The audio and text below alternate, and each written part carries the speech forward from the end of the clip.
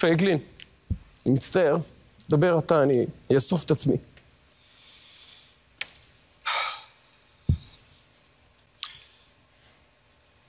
טוב, אני אדבר ללבושתי מהראש ולא מהלב, כפי שאתה לא יכולת לעצור בדמעותיך, ואני מצדיע לך על כך.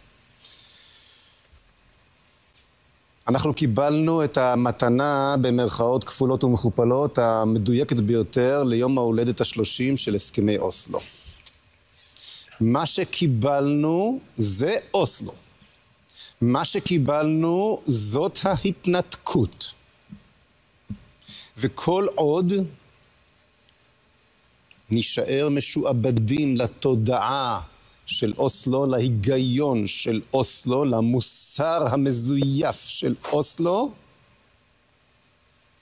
אז צר לי שי, אבל מה שקיבלנו עכשיו היה רק הפרומו. במובן המחריד ביותר,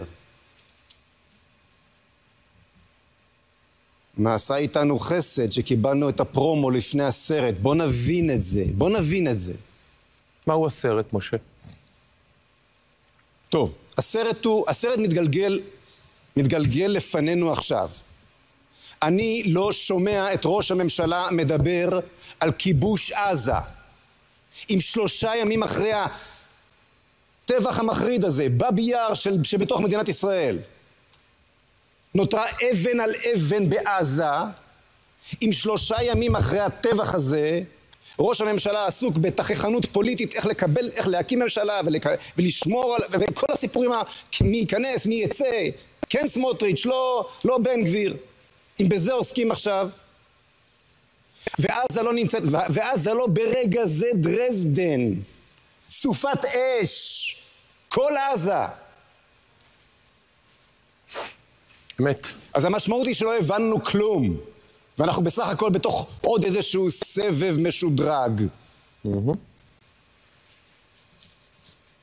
וכולנו צריכים לדרוש את זה ורק את זה, וברוך השם ישנם 16 חברי כנסת שחתמו על מכתב שדורש את זה, ואני אומר לך שי, כל עוד הגדרת מטרת המלחמה הזאת איננה כיבוש עזה, חיסול הסכמי אוסלו, ריבונות מוחלטת של מדינת ישראל ושל צה"ל בעזה, לא נותרת אבן על אבן בעזה.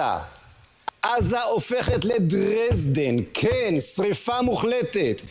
קלו כל הקיצים, נשברו כל הכללים, בעל הבית השתגע, איך שתקראו לזה. אז הסרט הוא שגם בצפון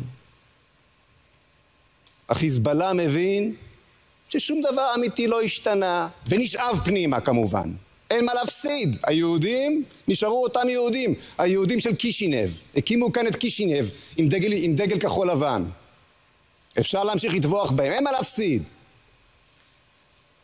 וכשהחיזבאללה נכנס, ערביי יהודה ושומרון מצטרפים, וערביי ישראל מצטרפים, הערבים אותם ערבים. סליחה על האמירה שבימים רגילים לא היינו אומרים, אבל התרבות היא אותה תרבות, וזה לא משנה אם זה בג'לג'וליה או בעזה. מה אנחנו חושבים? שהם הרגו 200 אחד לשני כי הם שייכים, כי הם נורווגים? רק בשנה האחרונה? וכשכל זה קורה, ואנחנו עדיין בראש של אוסלו, ועדיין מקישים בגג, הלילה עוד חיל האוויר הקיש בגג לפני שהכפיל מגדל, עלוב, בבית חולים, ליד בית החולים שיפה. במקום לשטח את כל עזה. ולהכריז קבל עם ועולם שהיו לא תהיה נקמת דם ילד קטן, לא ברא השטן. נו, איפה אתה, ביבי? אז מה שקורה זה שכולם מבינים שאנחנו לא במלחמה. תקרא את הכותרות בידיעות, את בן כספית, את מעריב, את כולם, נשאר אותו גועל נפש. כן. אנחנו לא במלחמה. ואז כל מה שנותר לנו זה להזמין את האמריקאים להציל אותנו. מעצמנו. ולדבר הזה יש מחיר של אובדן ריבונות. ואני רוצה לומר דבר חשוב מאוד כאן. לאמריקאים ולאנגלים ולאירופאים, שאנחנו עכשיו כולנו מתחממים בביטויי האהדה שלהם, אכפת מעם ישראל, בדיוק כפי שהיה אכפת להם, כשהקפידו מאוד מאוד מאוד להפציץ כל דבר חוץ מאושוויץ. וברגע שאנחנו נוותר על הריבונות כדי שהם יצילו אותנו, נשאר בלי ריבונות ובלי הצלה שלנו, ובארי תהיה כל מדינת ישראל. ובארי תהיה הפרומו. אז עכשיו השאלה היא, או סופת אש בעזה, או שבארי היא רק הפרומו. ואת זה נתניהו צריך להבין, להפסיק לבלבל במוח. אני לא מאמין לאף מילה עד שאני לא רואה מעשים. ומעשים זה סופת אש בעזה. דרזדן בעזה, כן. ושאף אחד לא יתחיל לחשוב לי איך אחרי זה הוא עושה שופינג במרקס אנד ספנסר. התפקיד של המנהיגות הישראלית היא לא לחשוב כרגע על האג ועל בית המשפט הבינלאומי ועל שוב להחזיר את ההרתעה הבסיסית ביותר. מה קורה כשלוקחים אם ובנותיה למצעד השפלה ברחובות עזה? מה קורה לעזה? כל העולם, זה מה שהעולם צריך כרגע לראות. ילדים ישראלים בכלובים. תינוק בן 9 חודשים הם שבו. ילד בן 3 הם שבו. אמא, סבתא, נכדה יש בעזה.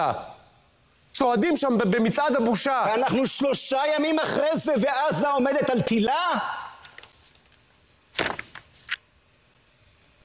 אז כל ה-64 מנדטים שלך, בנימין נתניהו, צריכים עכשיו להפגין מול הבית שלך.